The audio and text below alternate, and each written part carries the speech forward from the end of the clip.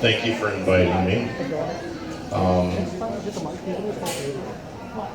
I'm kind of at a loss these days. We've been getting continual messages from our patients, continual phone calls, basic cries for help.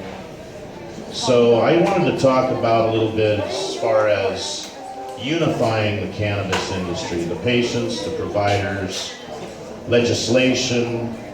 These people that are running for office are really putting themselves out there, so I think that we need to support them in any way we possibly can, because as an industry, we really have no voice. We have a voice with the MTCIA, we have a voice with the 182 campaign, but our voice isn't loud enough. There's a lot of states that are much further ahead of us with their voice.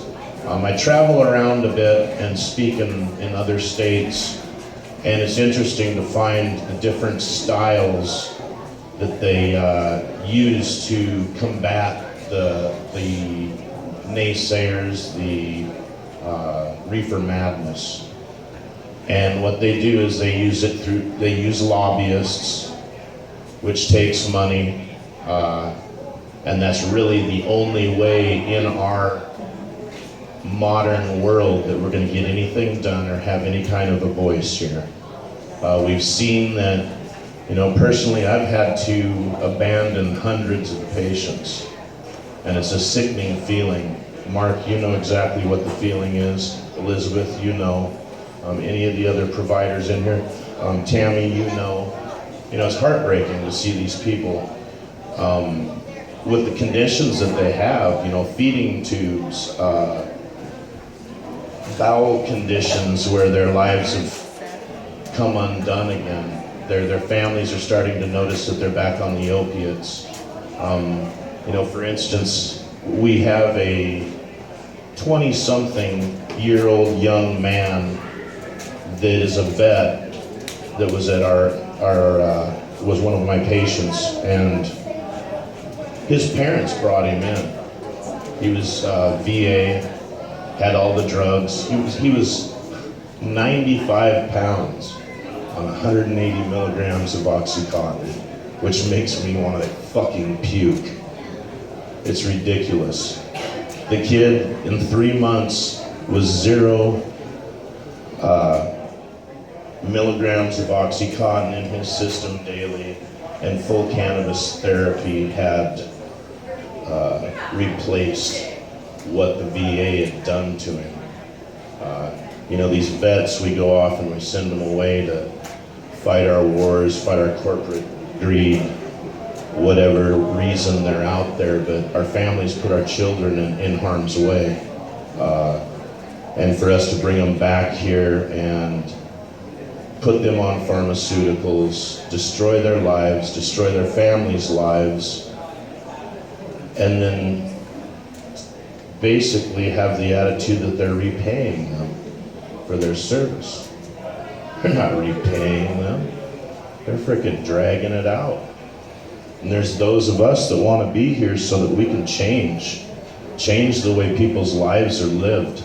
This is all about a quality of life. That's really what it's about, and nothing else. I don't care if you're a legalization movement person or a medical person. It's all about a quality of life. It's probably one of the most benign things that we have on the earth. I was recently in Naples, Florida, in Old Naples, which is, if anybody knows, is an extremely affluent place. Very conservative. I went around and I knocked on doors at the realtors, at the jewelry stores, at everywhere that I could touch that somebody had some kind of influence in that city. Well, I ended up getting a meeting with the county commissioner, which was very surprising, and they're afraid of this because they have no education. And it's one of the largest patient bases that are going to be in the United States, over 400,000 patients. And they're upside down in things with their program with the 0.8% THC and under bill, which they're not helping many patients with something like that. So I guess my point was there's a lot of things going on in a lot of different directions in our country. And there's only roughly less than 1 million people here in Montana. We stick together, we put our resources, we put our funds towards these things, and we can win, we can change, we can evoke this change. I see this change evoking when Dr. Ibsen comes out and speaks out in the community, when you have Dr. Uphughes come out and speak in the community. We're actually having these professionals rebut what these other people are saying, these lies. And we know who the other people are. It's Steve Zabawan, about 6 or 8 damn followers. We got to pay attention to some of these things. Some of these people that were re-electing in office, some of these incumbents that have been fighting everything that any of us stand for as far as our patients or our civil liberties. Let's keep an eye on those people. Let's not vote them in. Let's vote that other. Don't go incumbent. Get rid of them. We need to vote change. And the only way to do it is to register, pay attention to what's going on out there, and support the people that are fighting the fight. Take it from someone that hasn't in the past. We need to do it.